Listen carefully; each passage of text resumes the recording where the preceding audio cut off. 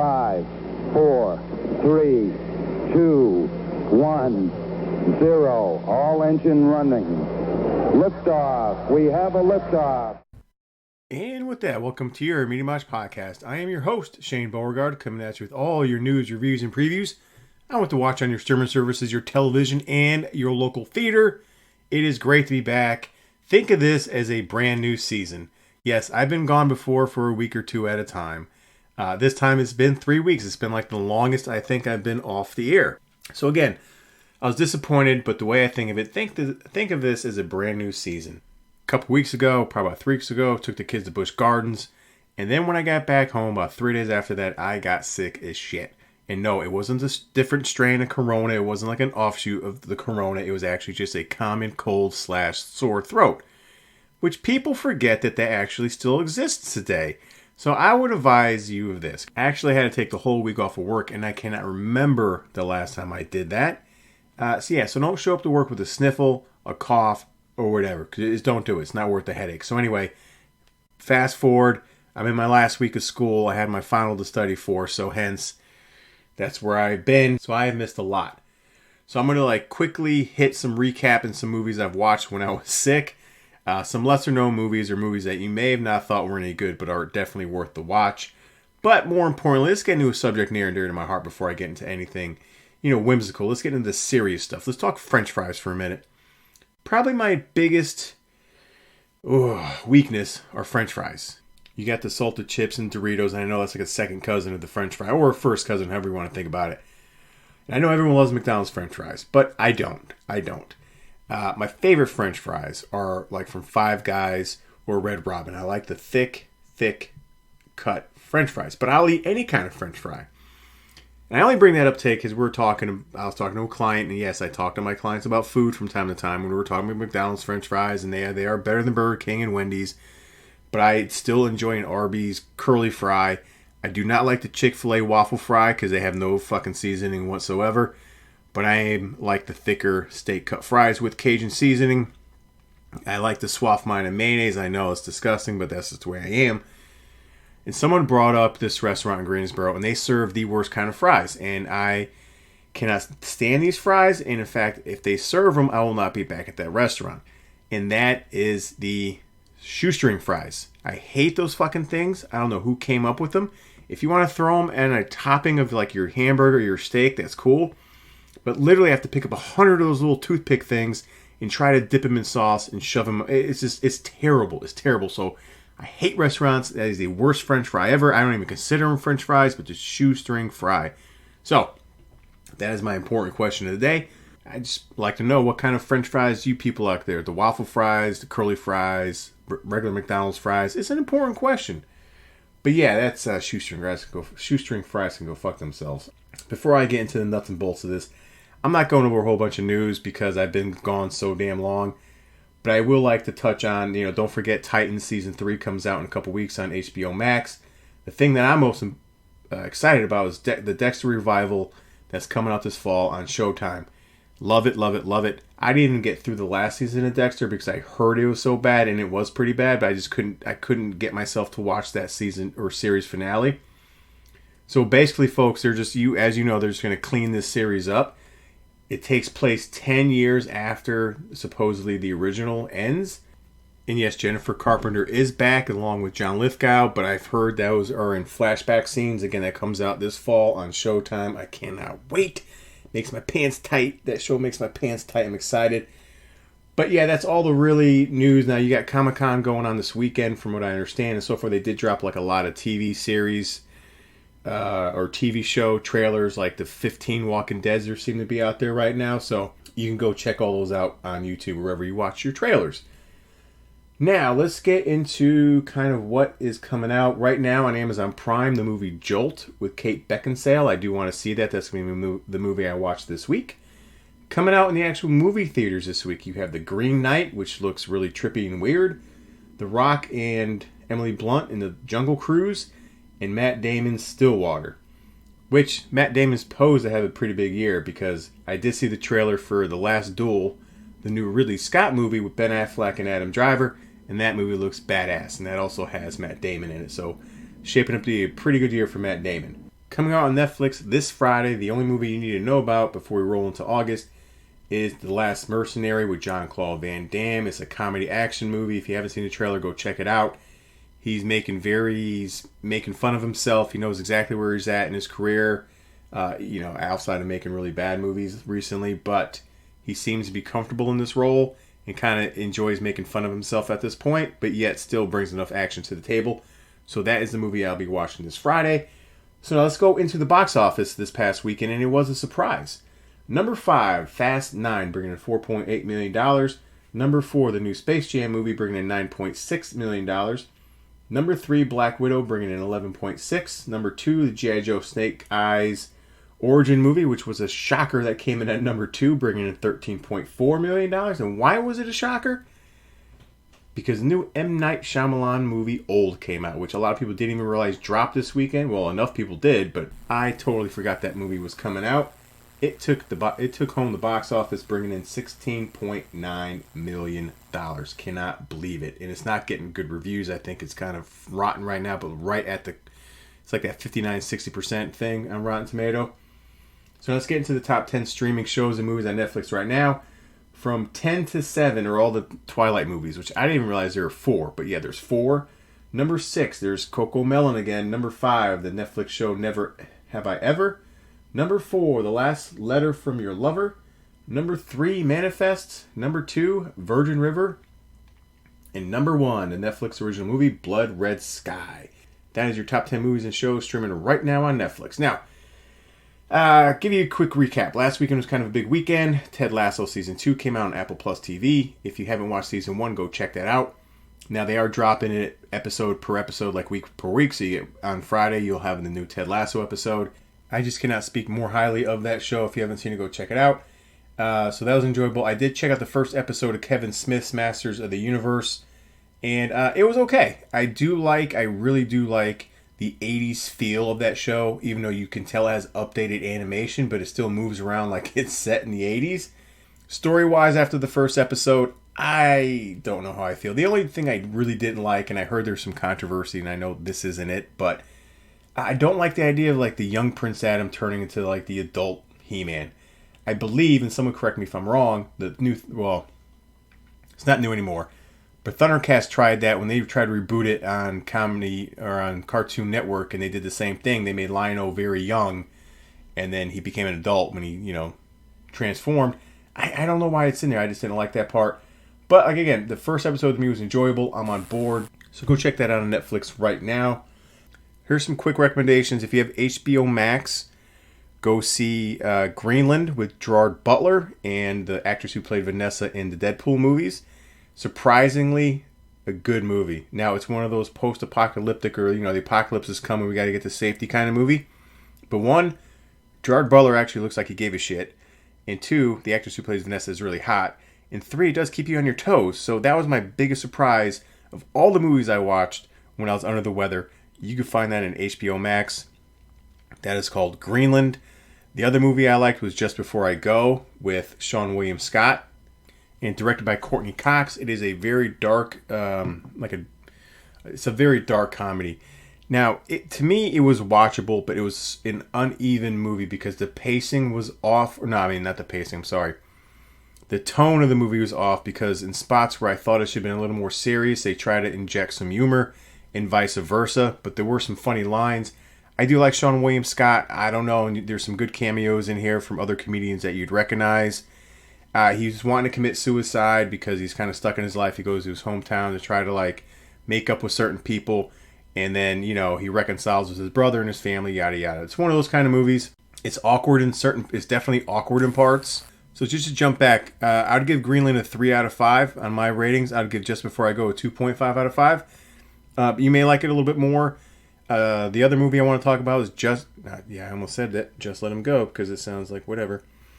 The other movie I'm going to touch on is Let Him Go, the Kevin Costner, Diane Keaton movie. Oh, Diane Keaton. Oh, no. Sorry, how would I ever make that mistake? Diane Lane, over on HBO Max. Came out last year in a theater, but because of COVID, you know what happened. It's about these grandparents who want to get the grandson back from a redneck family out in the hills. It's a very slow burn of a movie. Kevin Costner's great at playing this old, gruff cowboy at this point in his career. And Dan Lane is always a pleasure to watch on TV, big screen or small screen. So that's called Let Him Go. I give that a 3.5 out of 5, just based on the acting and just the writing of that movie. Other movies I'll review in depth a little bit more.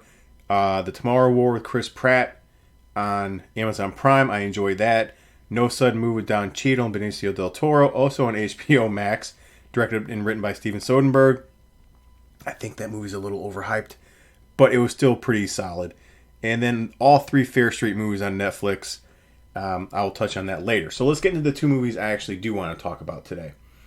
One is Gunpowder Milkshake, sitting at 62% critic score with a 50% audience score. It's one of those movies where I don't see that kind of discrepancy with the audience. I don't know why the audience didn't gravitate towards this movie. It's written and directed by Novat Papashadu, and I know I butchered that goddamn name. But, no, this movie's a popcorn movie at its core.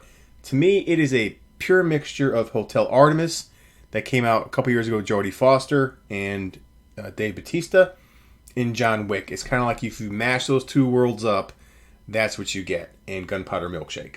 You have Karen Gillan playing Sam, the lead character. You have Lena Headey, Carla Gugino, Michelle Yeoh, Angela Bassett, Paul Giamatti, and Chloe Coleman plays Emily. She played the little girl in My Spy with Dave Bautista, and she's very enjoyable. But I think Karen Gillan, if you know, as Nebula and in the reboot of the Jumanji movies, can pull off action very well. I really liked her in this movie. She plays an assassin that works for this mysterious group called The Firm, which we don't get any background on. Her mom, who was an assassin when she was a little girl, kind of left her high and dry because she ended up hitting or taking out someone she shouldn't have taken out. So she went in the lamb, and Sam hadn't seen her in 15 years. She gets herself in trouble. She gets handed a job from The Firm, who Paul Giamatti is like the go-between between The Firm and Sam. Who doesn't like Paul Giamatti? So anyway, she gets a job, and this is one of the pet peeves I have with this movie, or one of the nitpicks I have with this movie. She gets in trouble because they say she botched a job. She didn't botch the job, okay? There's nothing else she could do at that point. So anyway, she goes on the run. Paul Giamatti can't protect her anymore, but she ends up running into Emily. I'm not going to give away any plot points or spoil this movie for you, but she ends up getting attached to Sam, and there's some guilt there, or she feels something for Emily because she was left behind by her mom at the time. So now you got all these factions after her, and she's trying to fend for herself. And Sam is trying to get off the grid, so she ends up going to this place called the library because she knew her mom was part of that faction. And that is where we get introduced to Carla Gugino, Michelle Yeoh, and Angela Bassett as these 3 so-called librarians who swap out these guns for Sam and gives her kind of what she needs. Angela Bassett is on the fence because they know her mom left her and left the librarians high and dry. So there's some, give and take and whether or not they want to help Sam out. But ultimately they do. And that's pretty much the setup of the movie. What I liked is the style of this movie. Again, this is the mashup of Hotel Artemis and John Wick stylistically, color-wise. Just everything about it reminded me of that. So stylistically it was really good. Yeah, the plot is kind of weak. You may read that in some reviews. Who gives a shit, though, to be honest with you? I was entertained from start to finish. Again, Karen Gillan is great, especially when Lena Headey gets involved later on in the movie as her mom. They're great together. So all the action scenes, there's one where she gets a little girl to help her when the firm or these 3 goons are after her. There's a scene in a doctor's office that I really liked. I wish we had more Michelle Yeoh because she is fantastic. And you had enough of her, but I just want more of those 3 librarians, especially Carla Gugino, because who wouldn't want more of Carla Gugino? I really liked one of the last scenes in the library because the whole action scene is synced to Janis Joplin, which I really liked and I was really into. Going forward, I think this does set up as a franchise, or it can. I know at one point it was in the top 5 for Netflix for like the first 2 or 3 weeks it was out. The only thing, because I want to explore like what the firm actually is, they don't go into any kind of detail, and that's where it kind of runs parallel to John Wick and the whole Continental Hotel, because we didn't really know their background after John Wick 1, and the whole library situation. That was kind of annoying because they had the guns in the books. I'm like, why don't you just have the books out as like decoys and just go in the back and bring out the guns that she needs? I don't know. Maybe style stylistically, I thought that would work, but yeah, that was a little bit annoying, to be honest with you. But great action throughout. Again, just more of the librarians' backstory as well. So if they want to do like a little bit of a prequel or see where these librarians go in the, down the road, I'm all in. I disagree with the fans on this one. I disagree with the critics. I had a great time. I could definitely see myself watching this multiple times on the weekend. I give this movie a 3.5 out of 5 for Gunpowder Milkshake. Now, let's get into what I watched in the movie theater. And I wish I could tell you I went and saw Black Widow, which I have several people who want to see that with me. And I decided I'm going to do the nice thing and I'm going to wait. So I ended up seeing the Forever Purge because I am a Purge franchise fan. Yes, they are all enjoyable. They're all entertaining for me. So I was like, all right, let me go see what this 5th installment. We are on number 5 of the Forever Purge.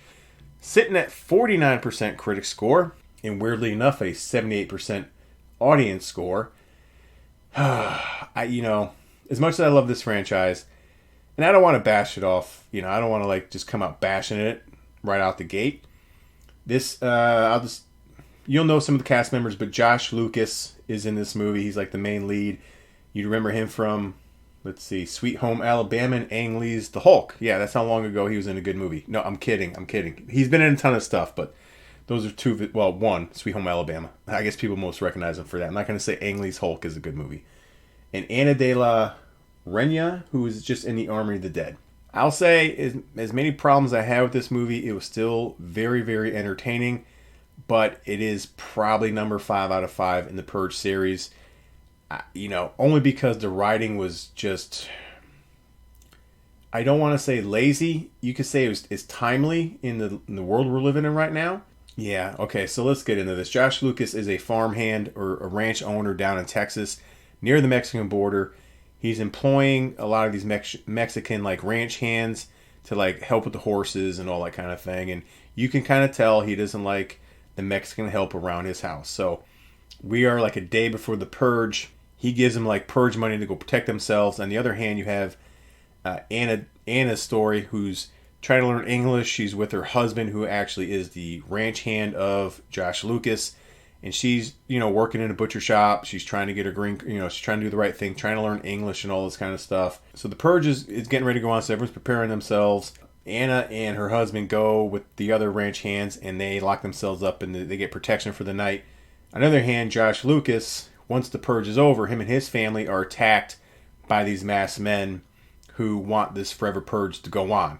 So the basis of the Forever Purge is you have all these crazy factions, kind of like what, all the, I don't want to say get political, but all those crazy Trump factions that you heard wanted to uprise and take over the United States, and they wanted to cleanse America of all the brown people. And that's basically the plot of the movie.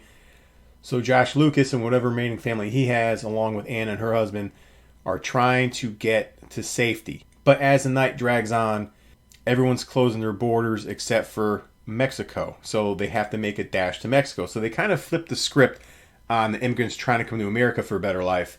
You got these Americans with these Mexicans trying to get to Mexico for survival. So that is the basis of this movie. Compared to the other Purges, again, it's just not as good. It's entertaining. I like Josh Lucas, but the kills weren't as good. And maybe because I'm missing Frank Grillo. Let's just put it on the table. Maybe I'm missing Frank Grillo in all this. But no, all jokes aside, it went by pretty quick.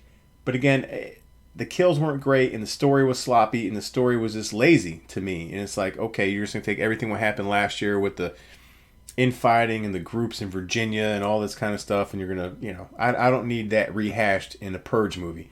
Now, yes, all the other Purges, they did have politics in it, but nothing like this heavy-handed and just right back in your face.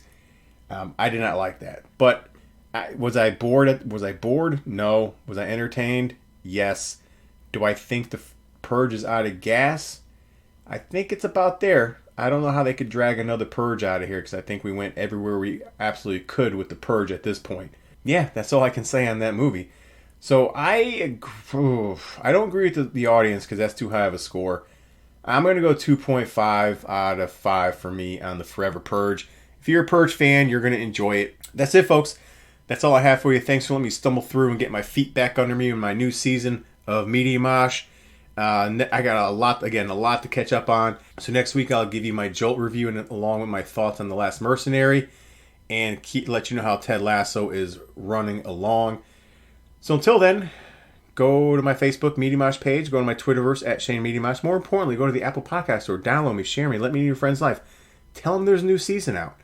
And then circle the wagons, go check out Mr. Argue myself, Chris Rodell, on the Twitterverse, the Instagram, the Facebook, and he has a new webpage out, which I know he's going to kill me because I don't have the exact webpage on me right now, but he's on 4 platforms now, so go check him out. In the meantime, everyone enjoy the rest of your week. Get caught up in the mosh.